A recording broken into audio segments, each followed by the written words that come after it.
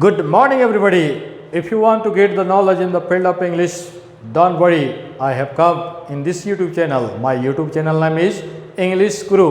तो आप परेशान मत होइए। अब आपका अंग्रेजी, आपका इंग्लिश बहुत ही बेहतरीन करने के लिए मैं अपने YouTube चैनल के माध्यम से एक एक करके वीडियो बनाता जाऊंगा। हर एक वीडियो के बाद दूसरा वीडियो आपका रोमांचक होता जाएगा और हर एक चीज़ आपका बहुत ही बेहतरीन लगता जाएगा।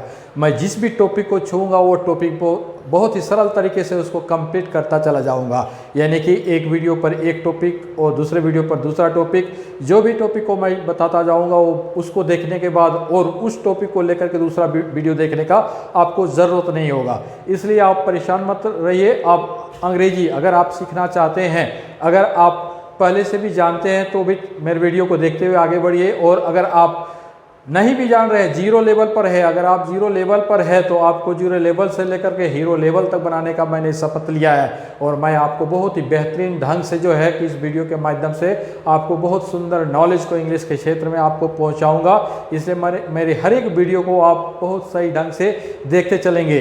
मैंने इस वीडियो को बनाने से पहले एक पहला वीडियो बनाया है जिसका लिंक मैं अपना डिस्क्रिप्शन में दे दूंगा। उस डिस्क्रिप्शन में जा करके लिंक को ढूंढ करके उस वीडियो को भी देख लेंगे। उसमें सरल तरीके से मैंने बताया है और जिसको मैं पढ़ाऊंगा, जिसके तहत मैं अंग्रेजी को जो है मैंने 3 भागों में डिवाइड किया है।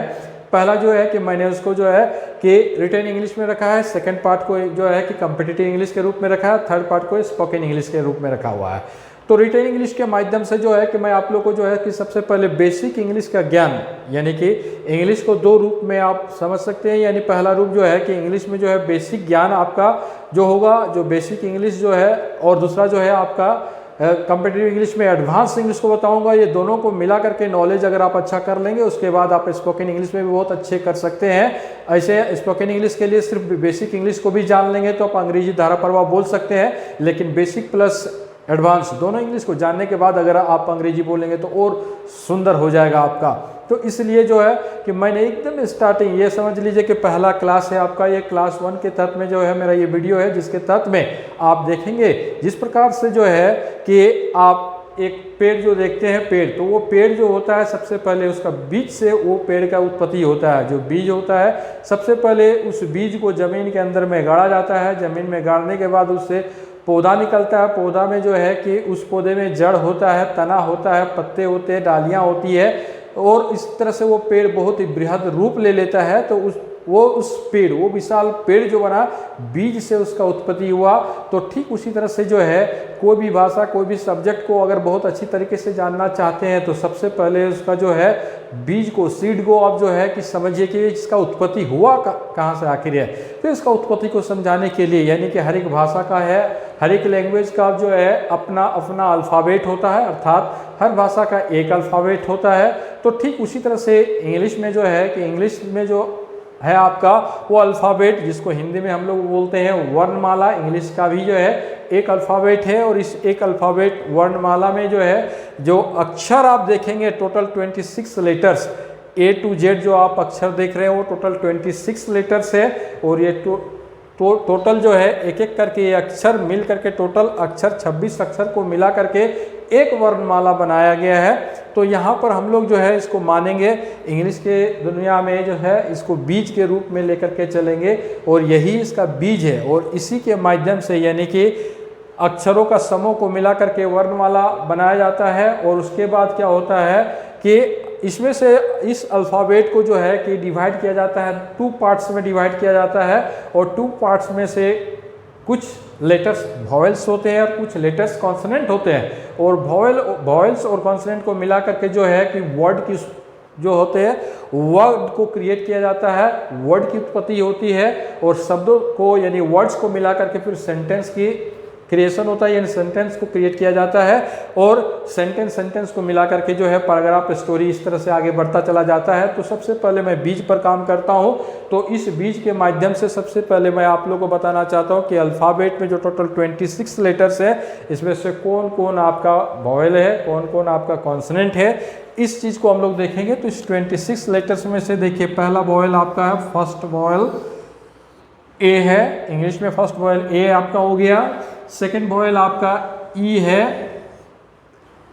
थर्ड वॉवेल आपका आई है, फोर्थ वॉयल आपका ओ है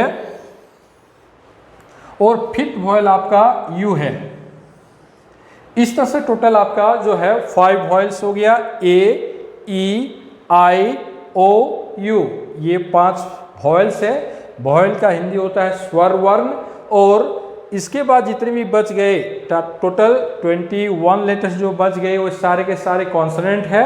कॉन्सोनेंट का हिंदी होता है व्यंजन वर्ण। तो यहाँ पर जो है कि 5 वॉयल्स है और बाकी 21 कॉन्सोनेंट है।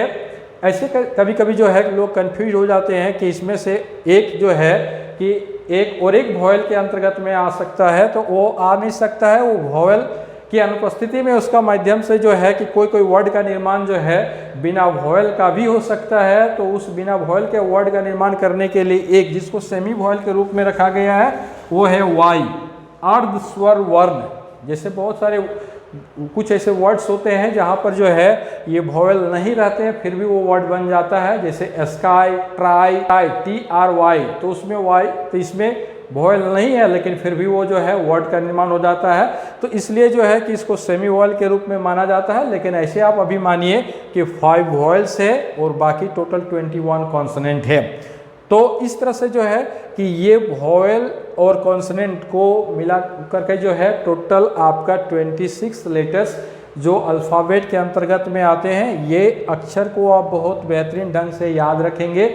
इसके माध्यम से ही आगे आपको बताया जाएगा कि शब्दों का जो है कि शब्दों का निर्माण कैसे होता है, वर्ड्स का निर्माण कैसे होता है, सेंटेंस का निर्माण कैसे होता है। तो ये समझ लीजिए अंग्रेजी की दुनिया में ये बीज है। और इस चीज़ को जो मैं ये वीडियो बना रहा हूँ, इस वीडियो में जो है मैंने विथ फेस थोड़ा सा इसका एक्सप्लेनेशन किया है। उसके बाद इस वीडियो का हाफ पार्ट के बाद फिर रिटर्न वे में जो है फेसलेस वीडियो भी है। आप पूरा वीडियो को कंप्लीट आप देख लें और कंप्लीट देखने के बाद ये अल्फ़ाबेट चैप्टर आपको पूरी तरह से समझ में आ जाएगा, क्योंकि इसको समझने के बाद इसका नेक्स्ट जो वीडियो बनाएंगे वो नेक्स्ट वीडियो वर्ड्स पर आधारित रहेगा। यानी कि वर्ड पर जो है कि चर्चा करते हुए उसका एक वीडियो बनाएंगे। तो यहाँ पर अल्फ़ाबेट को आप पूर्ण रूप से आप इसको देख लीजिए पूरा वीडियो। और मैंने कहा कि मैं इससे पहले भी और एक वीडियो बनाया हूँ जिसका डिस्क्रिप्शन पर मैं अपना लिंक दे दूँगा, उसको भी देख लेंगे।